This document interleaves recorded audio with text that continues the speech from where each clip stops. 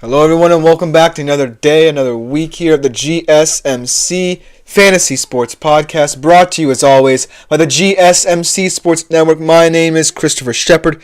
Thank you all for tuning in yet again. We should have a great show to kick off the week, starting off by previewing tonight's all-Texas affair in Monday Night Football, Texans-Cowboys. Very interesting matchup here. Going to be analyzing it from a betting perspective.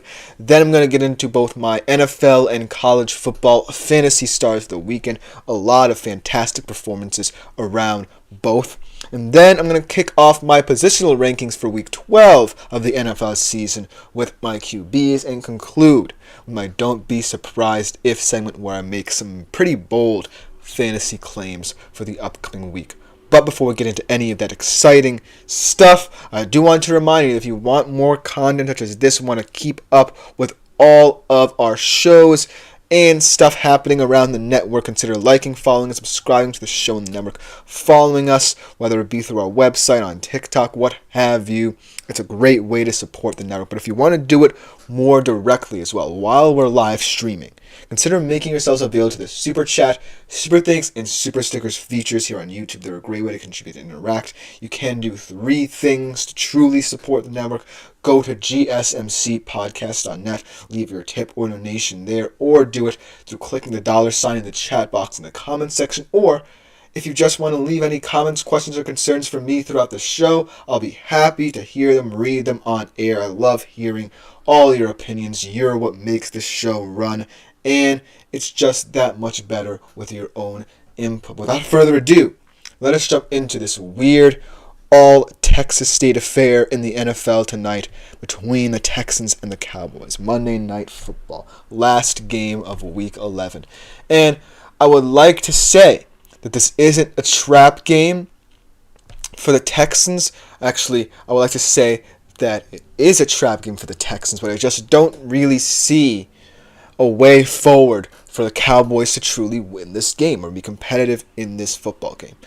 And, a lot of people will be skeptical about that statement because of the fact that C.J. Stroud and this Texans team has not necessarily played well. They let that game against Detroit slip. They've had some very weird losses, one against the Jets included in the past couple of weeks. But I do believe that the Cowboys' offense is the group in question for tonight's game. And I don't necessarily think that with this opportunistic, very talented Texans defense that had 5 interceptions against Jared Goff, who we know is in the MVP conversation. We'll talk about him a little bit later in the show. But I just don't see a path where if this offense doesn't get out of its own head, even without, Dak kind of generating all this pressure on them, I still feel like if they don't show me anything, then they probably won't win these kind of games. And I feel like we're at the point in the season where the Cowboys can't even play spoiler to certain teams. They're that far gone.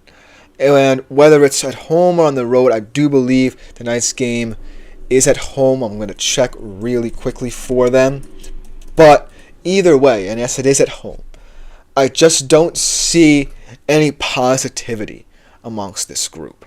I do feel like Jerry Jones giving the vote of confidence to Cooper Rush is a nice thing, but it's not necessarily, something that can save face for what has happened this season for Dallas. The product they're putting out on the field is just not up to par.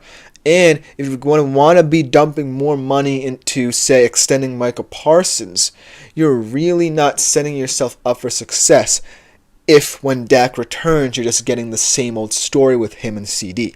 What you need is variance. What you need is unpredictability in your offense, because that defense, for what it's worth, it's still a good defense. It's just that, I feel like they're weighed down by expectations and the fact that they know this little window they have might be closing rapidly or might be extended should they show some promise on the stretch of the season.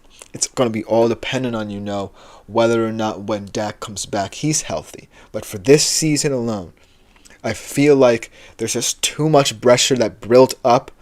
And now that the Dak injury is kind of settled for the season, you're in a situation where you're playing with an uncomfortability that's not necessarily had the time to develop into a sense of freedom for this team, if that makes sense.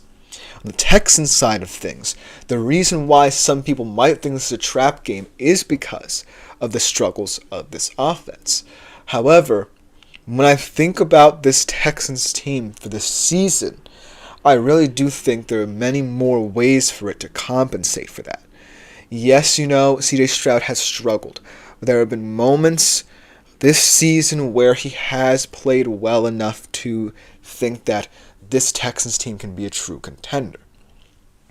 However, now that he has Joe Mixon in his backfield, that's what gives me optimism that when the Texans do make the playoffs, that they can actually make a deep run within it. Because this is kind of the team that's going under the radar outside of the Chargers, I guess, in the AFC right now. Everyone's talking about 3 teams right now. The Bills, the Steelers, and the Chiefs. Nobody's kind of talking about these teams as the periphery. The Chargers. The Ravens are not necessarily going to fall out of obscurity, but they still haven't necessarily proved that they're at that top 3 level of those 3 teams. Then the Texans, who are a weird team because they play in the weakest division of anyone in the conference. And in games where they were playing similar competition, they haven't really shown that they can finish them off. Hence the Lions game. And hence the Jets game, which was their first kind of trap game. But the reason why I'm not necessarily convinced they're going to fall into the Cowboys trap is A, because the Cowboys are atrocious at home, and B, I just think that this Texans team is more well-rounded than they think. Maybe it's just like this sophomore slump for both Ryans and Stroud, where sometimes they don't necessarily perform up to par, perform it to their standard. But I still think that this defense is a very tough defense. And I do believe and hope that Cooper Rush, quote-unquote, is the right answer for this Cowboys team at this current moment in time. But until he proves, right, that he can lead this team past this whole Dak tension and how his contract and CDs kind of consume this team, then I can't say the Cowboys are going to play a meaningful role in disrupting the NFL hierarchy. And so, yes, a lot of you still probably justify picking the Cowboys in this game. And I haven't even talked the spread yet. We will get to that eventually. But I still think that there's more positives to take away from this Texans team than there are right now for the Cowboys. And you can say that for several other teams. You can even say that for teams like potentially the Panthers right now. That's how bad the Cowboys are. That's how bad their situation is. And so that's why I can't necessarily justify giving the Cowboys any leeway in terms of when I look at this from a betting perspective. Let's look at the actual odds for tonight's game, where Houston are 7.5 point favorites on the road. The over-under is actually only 42.5. Granted, both of these teams, the Cowboys more so, haven't necessarily been the best of offenses this season, but I do think that the Texans can score the brunt of the points here. And then in terms of money lines, Dallas plus 290, Houston minus 380 to win. So overall, pretty dominating kind of statistical look at betting odds here, in which Houston are the overwhelming favorites. So that being said, I have to pick Houston here. I know that there are certain areas where the Cowboys can get small wins in this game. For example, I do think that Joe Mixon is going to be an X factor in this game, but if Micah Parsons and DeMarcus Lawrence can get going in this game, then that's a huge part of the Texans' offense that's taken away. But they have to win the small areas of the field, the small details in this game for me to say that this game could be a success for them, because I do think that this game, for all intents and purposes, could be a blowout. But if I see small improvements from the Cowboys, that will be a moral victory for them. It may not be a betting victory, but a moral victory for them. And they'll take whatever they can get going forward. But this just feels more like a Texans game for a situation in their season in which they're trying to prove that they can have staying power in the AFC. And this is not necessarily the most meaningful game on their schedule. They have games, I believe, against the Chargers and the Chiefs still to come. But granted, they do have one of the weaker schedules in the AFC. So even though this game has lost a lot of its luster, it's still an important one for the Texans to prove they can get over this hump. Prove that they're not necessarily going to be dead weight in the AFC playoff picture. So while this game isn't necessarily integral to their future success, it is kind of a barometer for where this team can go because of what they've been through already. So that's why this game is so weird, but I'm still sticking with my guns here and picking Houston in this match. But let me know what you think in the comments about this game, because coming up next, we're going to be looking at some fantasy stars of Sunday's slate of games in the NFL. A lot of interesting Week 11 performances to analyze. We'll be right back after this short break to do just that. I feel like I'm losing my mind. Is everybody in the world blind? Please, Lord, give me a sign, a sign. I feel like I'm losing my mind. Is everybody in the world blind? Please, Lord, give me a sign, a sign.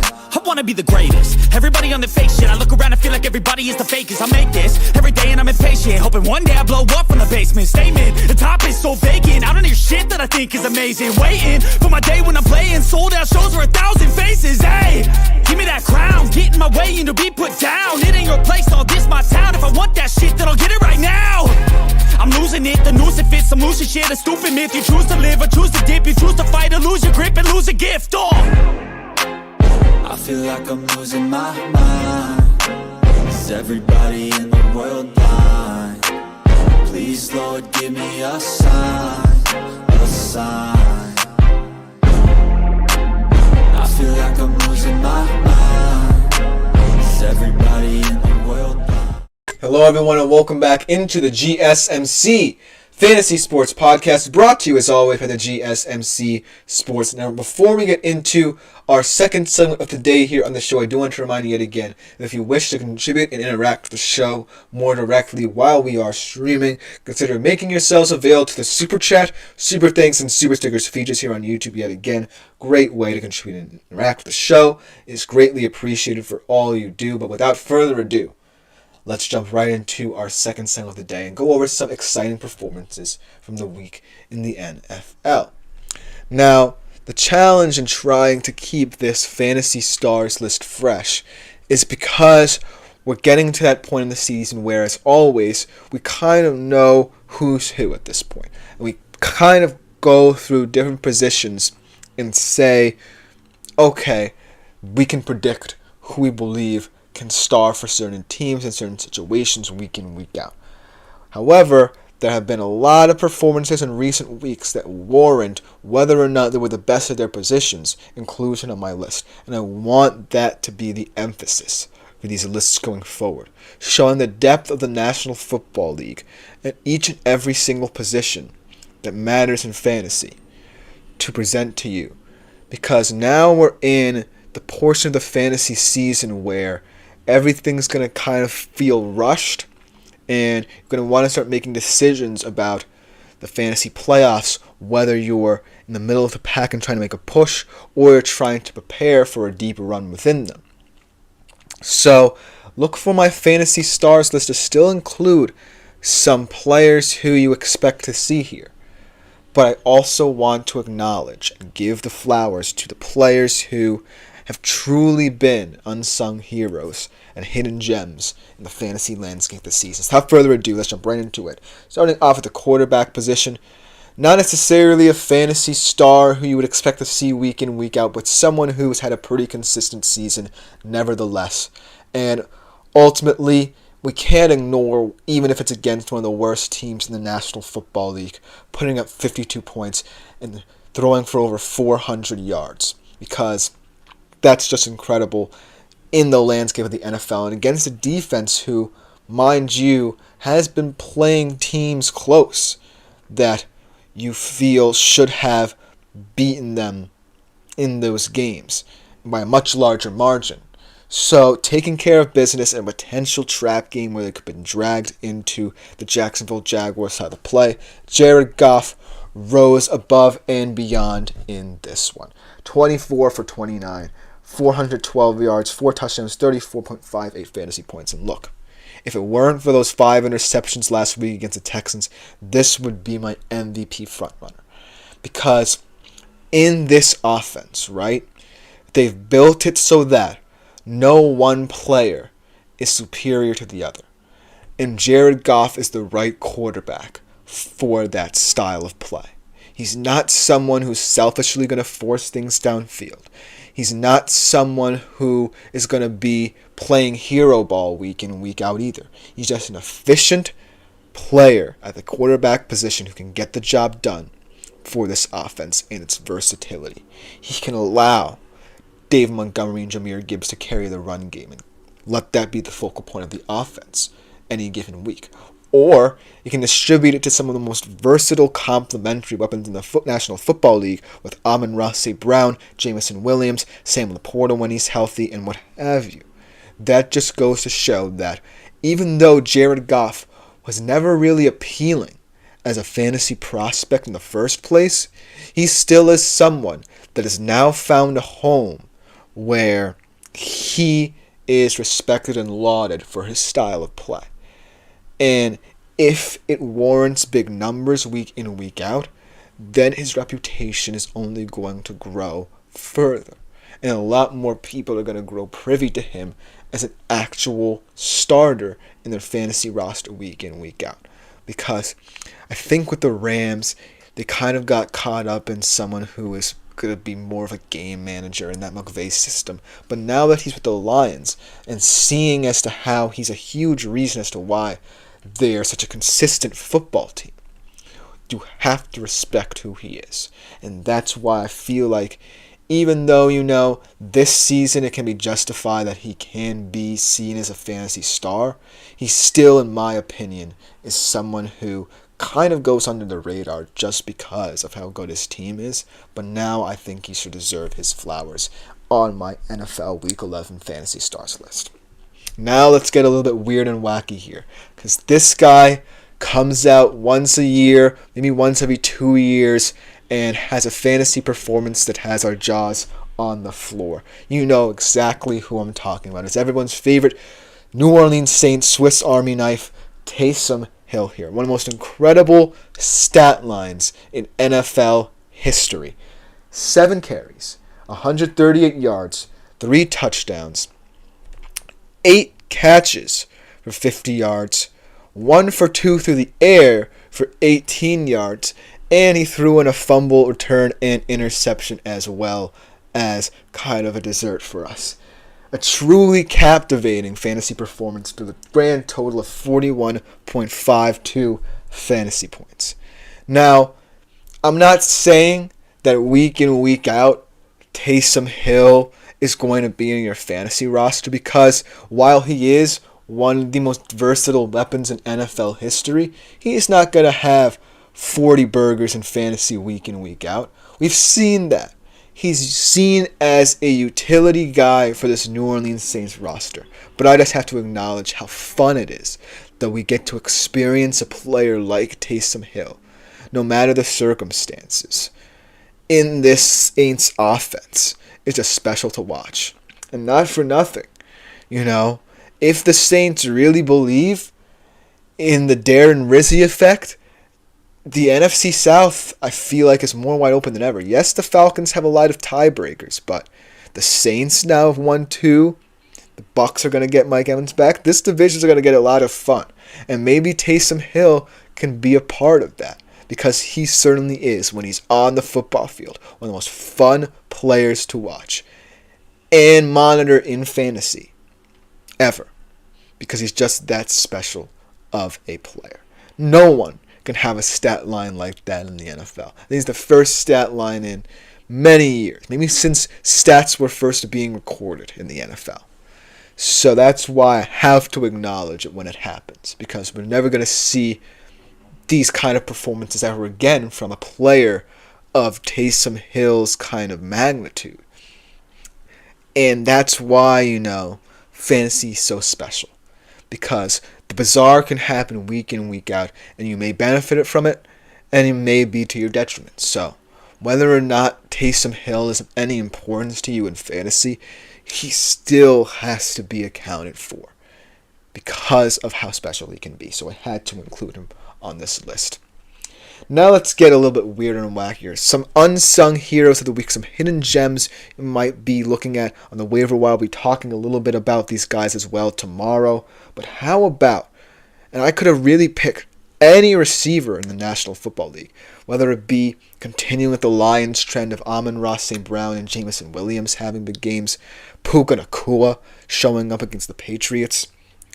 How about Nick Westbrook-Ikhine? This is a guy on a Titans team that's playing out the season who has proven that he can be a dynamic player in that weird Titans receiving situation. Remember, DeAndre Hopkins is no longer there, and I feel like Calvin Ridley's starting to grow very frustrated with this organization. But that leaves space for a guy like Westbrook-Ikhine to really elevate his game. And he only had 2 receptions in this game, but one of them was the longest touchdown in the NFL in 2 years. So 2 receptions, 117 yards, including a 98-yard touchdown. 19.7 fantasy points from him. And yeah, while, a lot of people were thinking, well, fantasy stars could connote superstars, and Amon-Ra St. Brown and Jameson Williams had a lot more points, and maybe even Puka Nacua did as well. But Nick Westbrook-Ikhine is warranting consideration for the long run for this season in fantasy, because of what he could mean as a breakout star for your fantasy roster. He could be someone who could really bolster your squad, or someone who can actually help you get into the playoffs. And we get a comment from Lil Fettuccini 68. What a name. Welcome to the chat. He actually gives me a boxing question here. When will Jake Paul fight a real boxer again?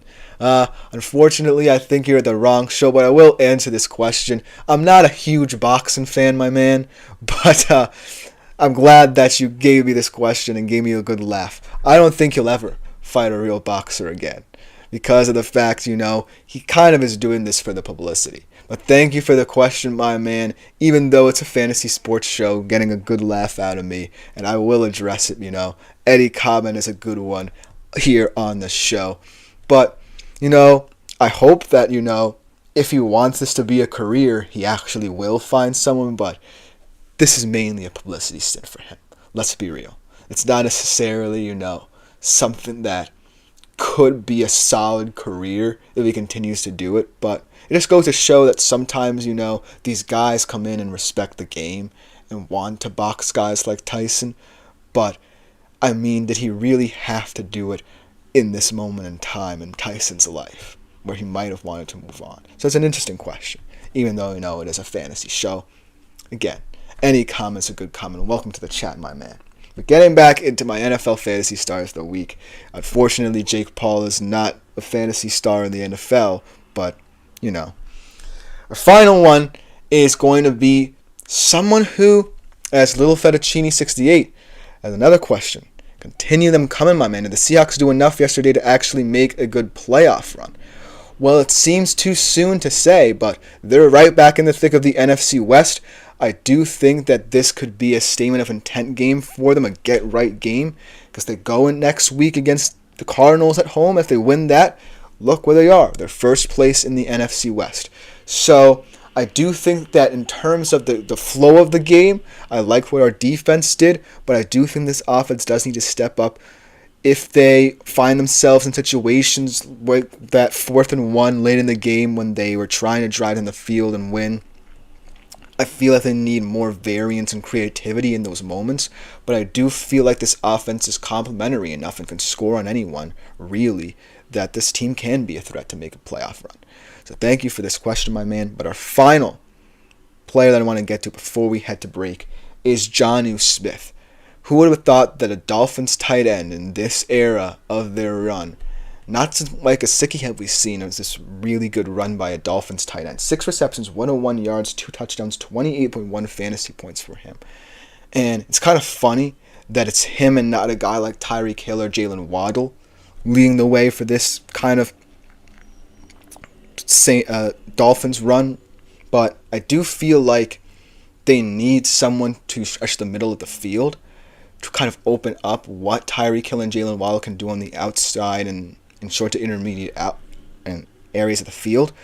But Jonnu Smith is still someone who I feel like could be an interesting hidden gem from a fantasy perspective, because of his meaning to this team.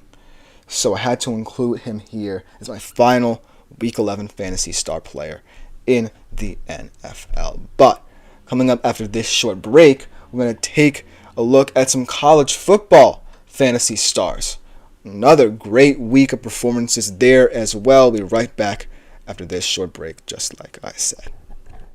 Looking for your daily fix of sports talk without having to pay for it? GSMC Sports Network is available on YouTube. Just search GSMC Sports Network. Get your fix of daily sports talk shows on YouTube, absolutely free. NFL, college football, NBA, MLB, MMA, UFC, fantasy football, and so much more. GSMC Sports Network has shows running all day long, with new sports shows starting every 2 hours. Just like on your favorite cable sports channel, except GSMC Sports Network is absolutely free. Hello everyone and welcome back into the GSMC Fantasy Sports Podcast. And for our third segment of the day here on the show, we transition a little bit from the world of the NFL to the world of college football. Gonna do the same thing we just did, but this time for some college football stars. And the 4 players in this list, some of them may have already been eliminated from CFB consideration. In fact, one of them pretty much could be.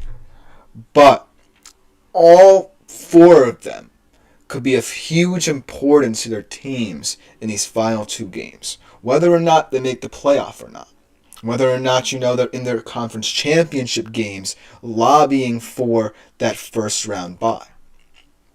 But when all is said and done, I think this list is the most comprehensive in terms of how important some players will become.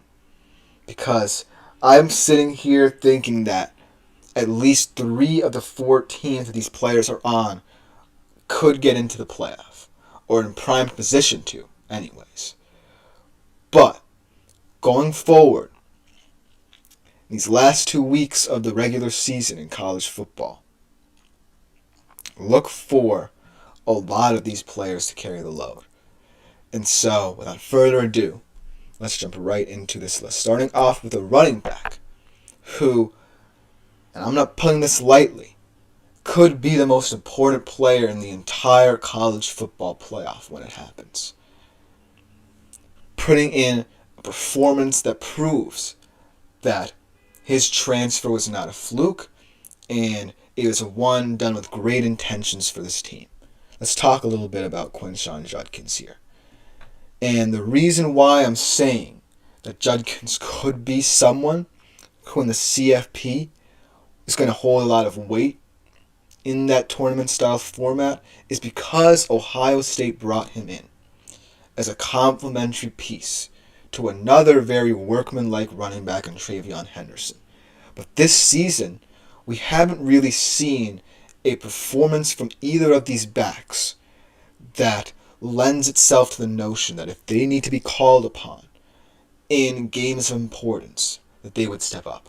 And this game was not of much importance to Ohio State. It was a humdrum game against Northwestern they were expected to win anyways.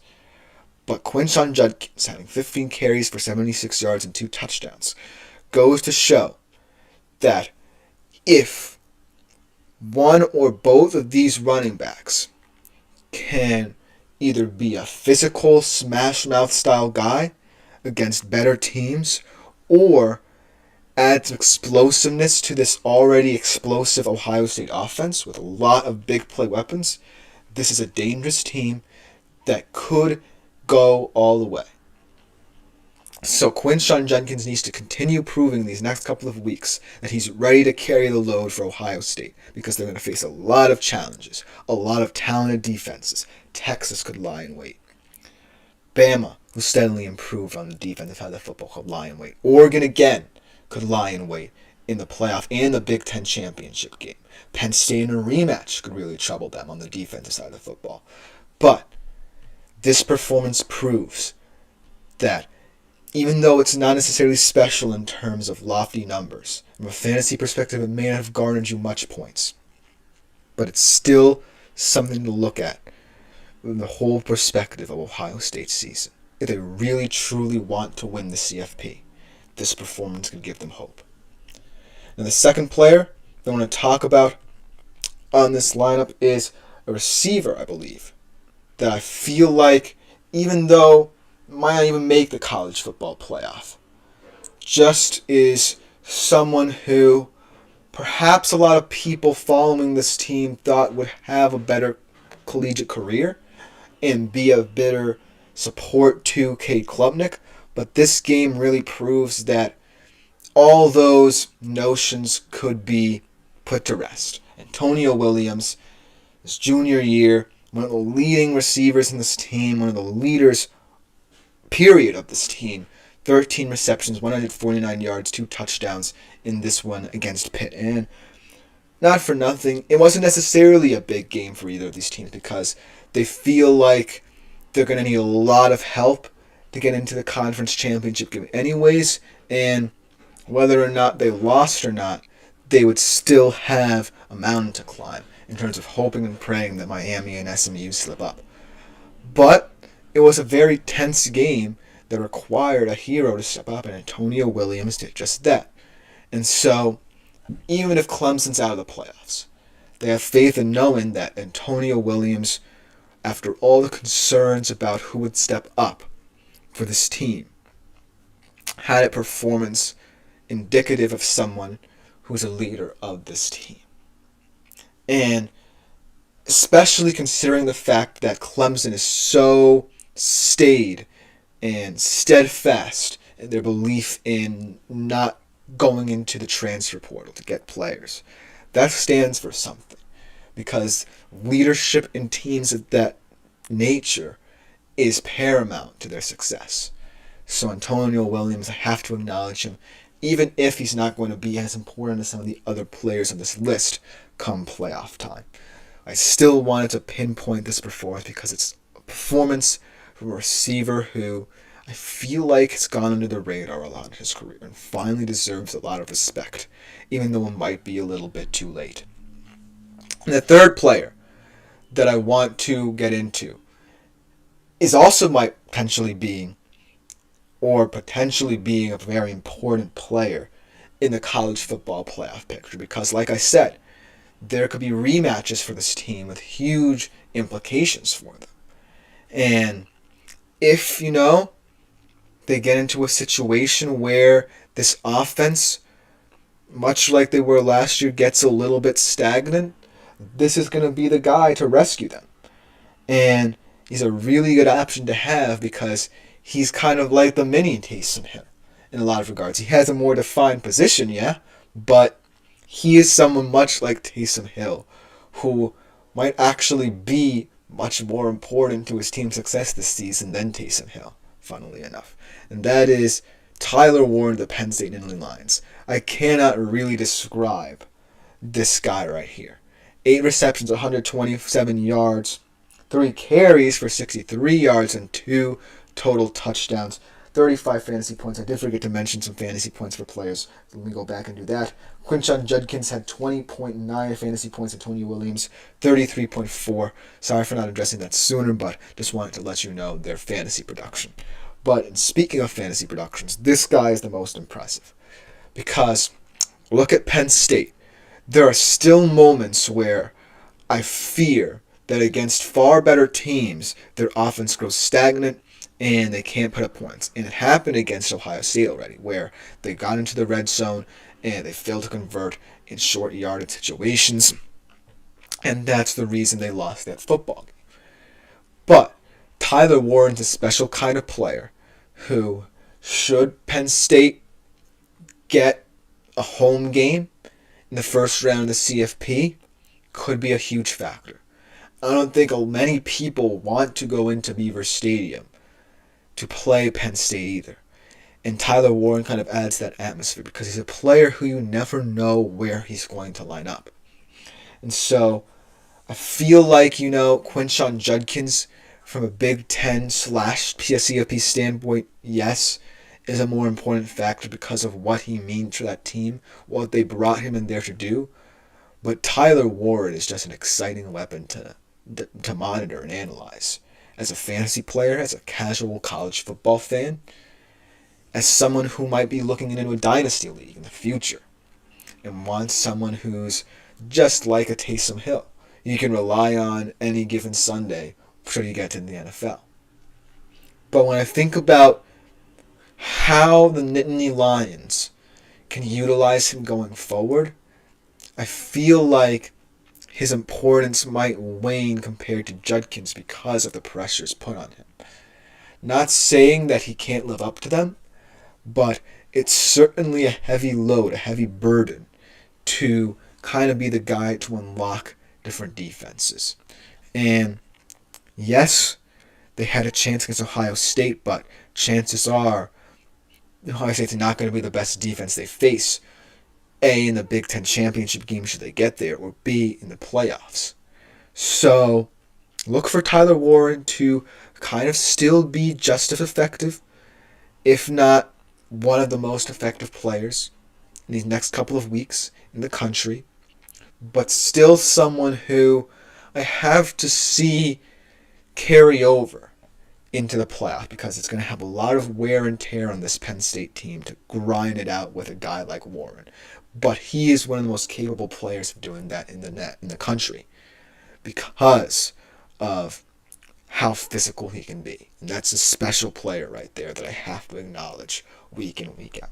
But finally, last but not least, let's get into the most consequential player, at least in the Big Ten, maybe in the entire country, but more so from a draft perspective, perhaps, because this guy's unanimously right now probably going to be the number 1 QB off the board in the 2025 NFL Draft. But for the time being, in these next couple of weeks, for the Colorado Buffaloes, he's going to be someone to watch. And he might be one of the most fun players to watch over these next couple of weeks as well, especially from a fantasy perspective. And that is Shedeur Sanders, of course. 30 for 41, 340 yards, 3 touchdowns, 1 interception. Again, in a potential trap game against the Utah Utes. 21.7 points for him. And so it just goes to show that momentum is everything.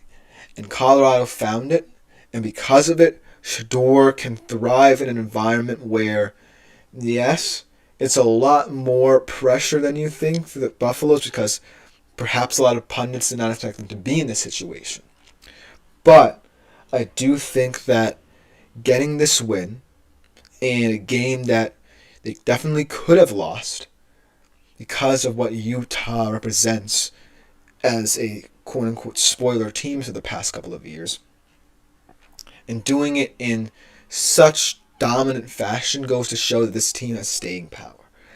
And if they make the CFP win the Big 12 championship game, they're a really sneaky team in that tournament there.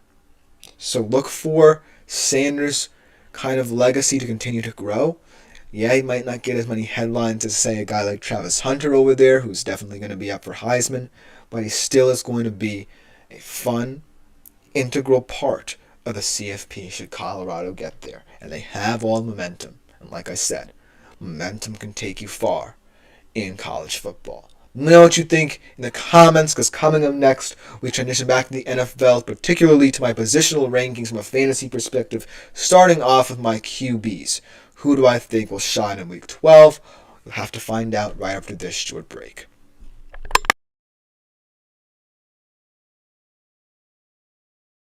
For the best and latest podcasts available anywhere, go to the podcast app on your cell phone and type in GSMC to access free content-rich podcasts on health and wellness, book reviews, sports, entertainment, relationships, social media, movies, technology, finance, and even weird news. Subscribe and download the GSMC Podcast Network's family of shows, available every...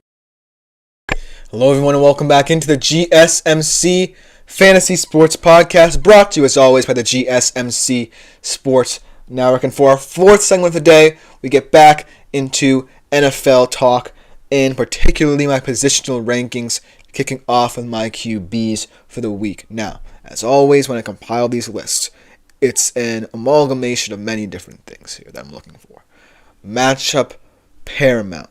Perhaps the number one thing I'm considering week in, week out. But now that we're getting into the thick of the NFL season, I'm starting to look at more matchups from a competitive standpoint, right? Because I can go throughout the NFL and say, okay, this quarterback's definitely dominating this matchup. But now I want to do it in a way where the game is even, and more importantly, it holds weight in the playoff race as well, because that's what's going to be important for a lot of fantasy football managers. Which games do I feel will be competitive? It has to be one of the questions going through your mind. But most importantly, allow these guys to get the most points as possible, especially, if you're more of a middle of the pack team and you want to make that fantasy playoff push. So without further ado, let's jump into my QBs for this week. Starting off with one who still I have to pick someone from this pack that's kind of a chalk pick, and that for this week is going to be Tua Tagovailoa going up against the Patriots, and he has to be licking his lips after what Stafford did to that Patriots pass defense. With a very similar, mind you, receiving room. He had 23.52 fantasy points versus the Las Vegas Raiders this week, and he's really looking like he's getting back to form from before his injury. And I feel like, the Dolphins' season is going to completely hinge on the depth of their receiving talent, their skill position talent overall, but most importantly, on protecting Tua as well. And they're going to face a lot of tough games, right? Because this AFC East picture seems all but over and done with, and the Dolphins still have a couple of those games to go. But this week is one of those games where they feel like they can win, because over the next couple of weeks, they play not only the Patriots, but the Jets in 2 weeks after a tough Packers game on the road. And then, to close the season, they have the 49ers, Browns, and Jets again. So, hypothetically, the Dolphins have, I would say, 4 winnable games in their schedule. Right now, I believe they're a 4-6 football team. Let me see here. 1, 2, 3, 4. I believe they're a 4-6 football team. So if they win 4 more games, they'll be an 8-9 team, and that might have to be a hope and pray situation for them because of the logjam in the AFC. but they still have a lot of winnable games, starting off the Patriots. And I feel like this game is a prime opportunity for Tua to do what Matthew Stafford did this past weekend. I feel like this team is now more confident. You're seeing guys like Jonnu Smith step up for them. You're seeing guys like Devon Achane step up yet again. And so look for the Dolphins to have a major part in determining the outcome of the AFC wildcard race. And Tua is also going to be the X factor in this race as well. So take care of business against the Patriots and all bets are off what the Dolphins can do over the next couple of weeks. Now we're going to get into more of a get-right situation for this young quarterback. The past 2 weeks against two very tough physical defenses kind of proved that he couldn't go on forever performing the way he was performing. But now, against the Cowboys, the worst team in his division, look for him to have a better performance. And of course, talking about Jaden Daniels. Now, this could also be one of those games where it's yet another trap game where after you've been gut punched by two very physical teams and you let your guard down, a far inferior team kind of sneaks up on you. But I think that what we've seen from Jaden Daniels is that he has risen above expectations, and he will go into the fire for this team, most importantly, week in, week out, no matter the circumstances. And he might still be playing through that rib injury. They haven't the Commanders organization hasn't necessarily been too compliant in letting people know what the situation is with that, but he has proven that he's still a tough, intelligent player who can come back from situations like this. And even if I'm completely wrong about this, I have faith that he can get back on track and still be an effective QB. Because he's kind of had a situation much like what C.J. Stroud was last year. Potentially what he might look like a year from now, much like what Stroud's looking like. He's in a situation where, nobody's expecting him to be this good, but still pretty good. And even if, he gets eliminated in the first or second round of the playoffs, he has a whole career ahead of him. And this is just another learning experience for him. You get kicked down 2 weeks in a row, and now we have to see whether or not you can get up in a game that you should win, but still isn't necessarily in the cards for you. He had 13.44 fantasy points versus Philly, so now he's got to go out there and prove that he can rise above certain situations. Now let's get into a couple more fun selections here. How about Geno Smith in this matchup against the Cardinals? This is one where this competitive standpoint comes into play. This is for tops in the NFC West.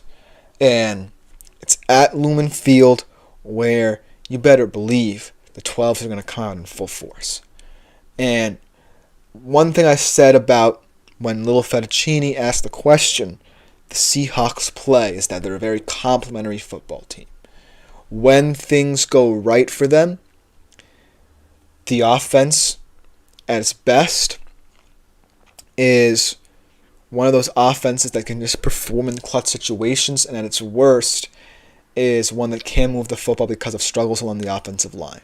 And the defense at its best is bend but don't break, and at its worst is very breakable. So this is a team that, when all things go right, can win football games their style.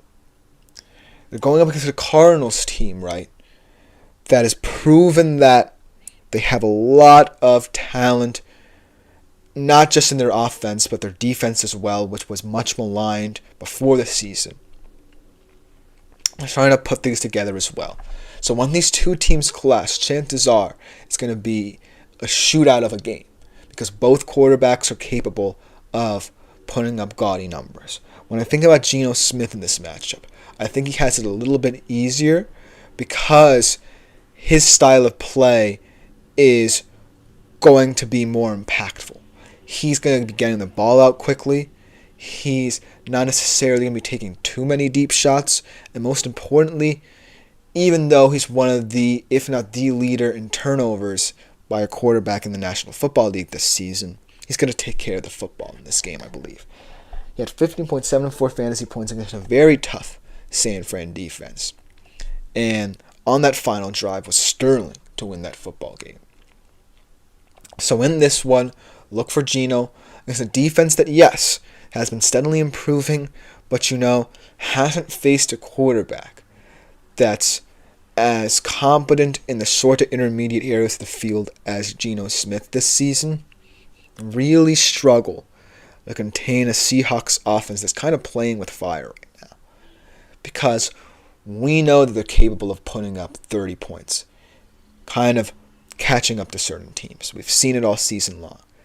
But if they just have to eliminate some of the play along that line played a lot of clean football yesterday against San Fran. It's going to have to continue. So this one's kind of a risky pick, but I trust that Seattle can put it together week in, week out now because of that momentum-shifting win. And ultimately, like little Fettuccine suggested, make a good playoff run because they're starting to develop an identity, and identity can take you far. So Geno, I feel like, could be a play. And the last guy I want to mention, another guy going up against the 49ers this week, Jordan Love, a revenge game of sorts for him after that very painful divisional round loss from last year. He had 20.24 points against rival Chicago this week. And he has to be encouraged by what he saw from Geno Smith. And he has to also, not necessarily to turn this into a gift for Green Bay, have to be encouraged that he might not have to play Nick Bosa because of his injury. But overall, I do believe that Jordan Love is a little bit like Geno in that he takes what the defense gives him and isn't afraid to, stretch the field if opportunities are available to him. So that formula is good enough potentially to be a solid QB1, QB2 option in different formats because it's going to be one of those games where points might be hard to come by, but I still believe that the more capable, competent quarterback will prevail. And I think that Jordan Love at this point is a little bit more competent in certain situations than Brock Purdy. So look for Jordan Love to be a big factor in that game as well. But let me know what you think in the comments, because for our last thing of the day, we make some really bold fantasy claims. Don't be surprised if segment to conclude today's show. So don't go anywhere. We will be right back.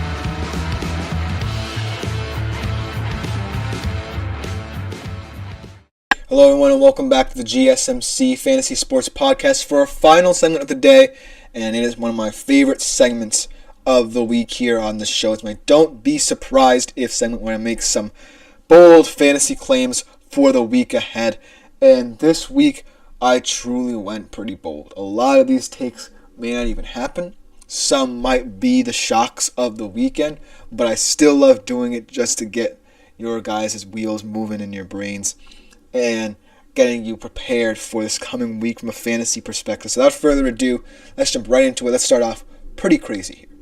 I think this is perhaps the biggest long shot out of all these claims this week. But I feel like there are ways that this team can pull this off, right?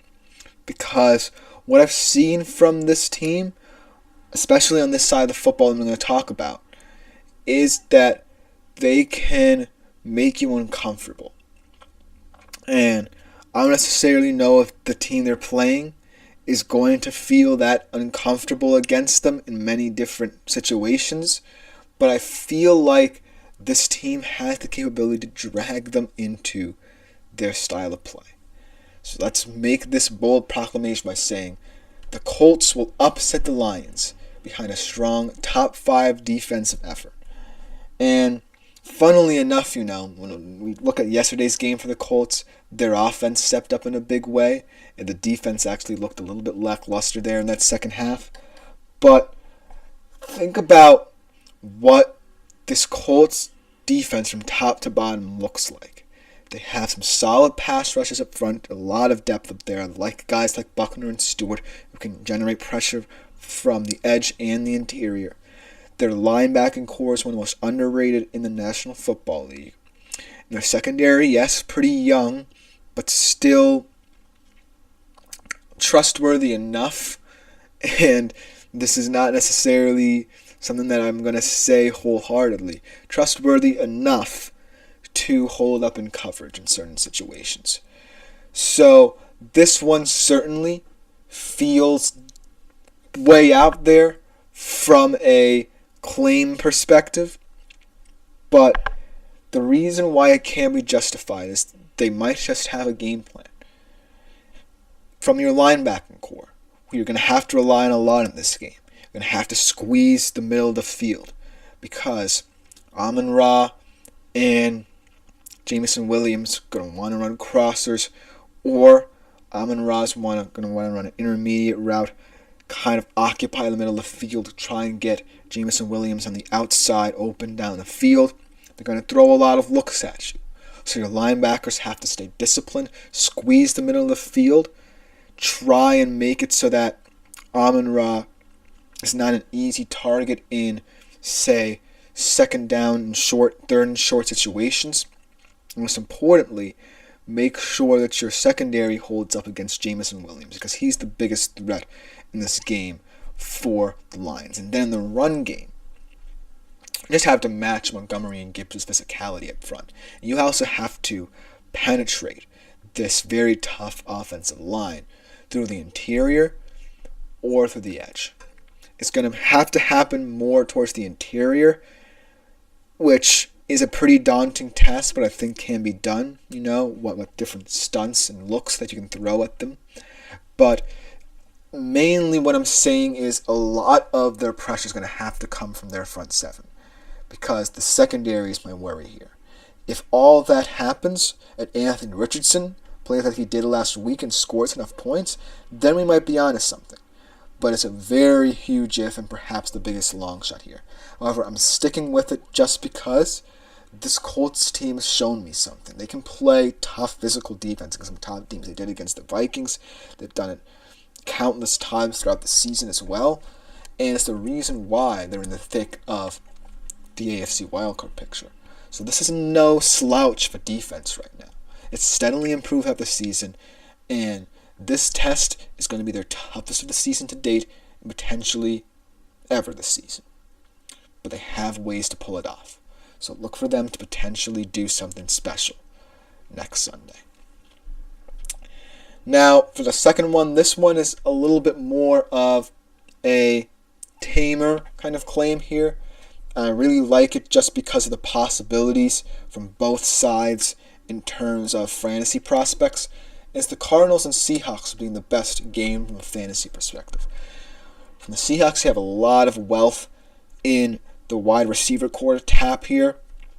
DK is going to have a big day. The emergence of JSN. We're going to be talking a lot about this team this week in a very pivotal game there in the NFC West. But on the Cardinals side of things, you have to like what Kyler Murray's done this season, potential dark horse MVP candidate.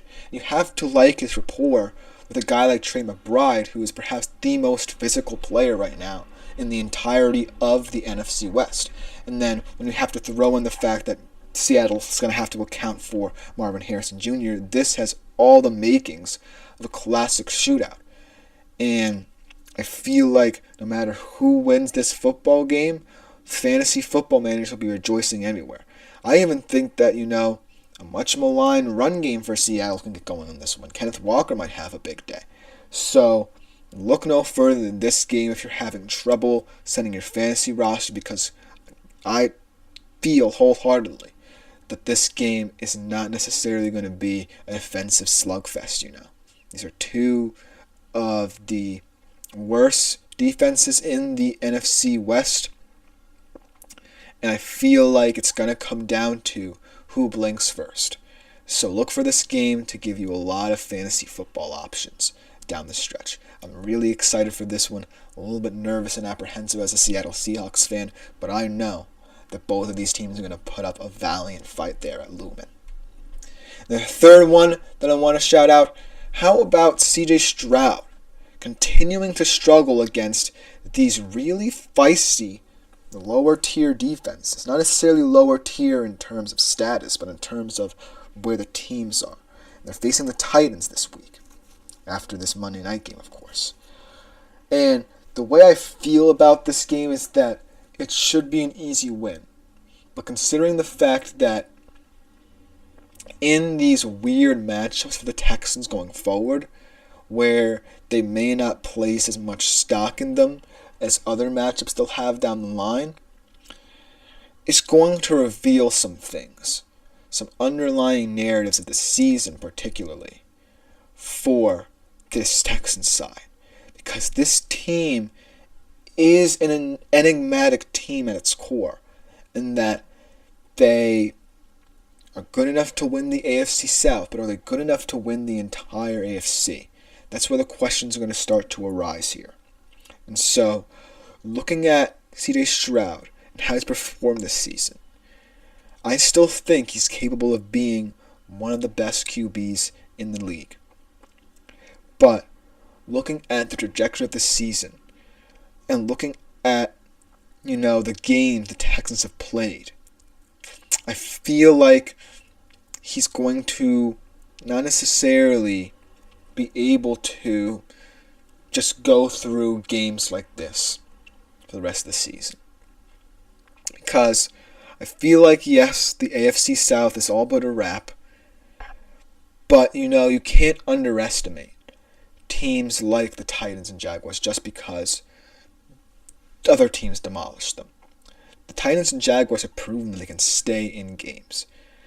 And if the Texans get dragged into that narrative against the Titans next week, chances are you're looking at another upset victory here. That's been the Texans' problem all along. Sometimes they get dragged into the flow of a game and inferior opponents like the Jets did. Maybe even the Lions when they were really dominating them, and then the Lions came back and won that game. And they could have had one of the better wins in the National Football League this season. They have to find a way to get out of their own heads against teams when they are dominating, because they haven't been dominating like they were last season. And so, if this game is either a defensive slugfest or the Texans get out to an early lead, all eyes are going to be on CJ Stroud and how he performs in the complete nature of this game. And for several games down the stretch as well, because they do have a tougher schedule to end the year. So, my concern with Stroud lies in taking care of business. Can he do it now against inferior opponents and then have it translate into the playoffs as well?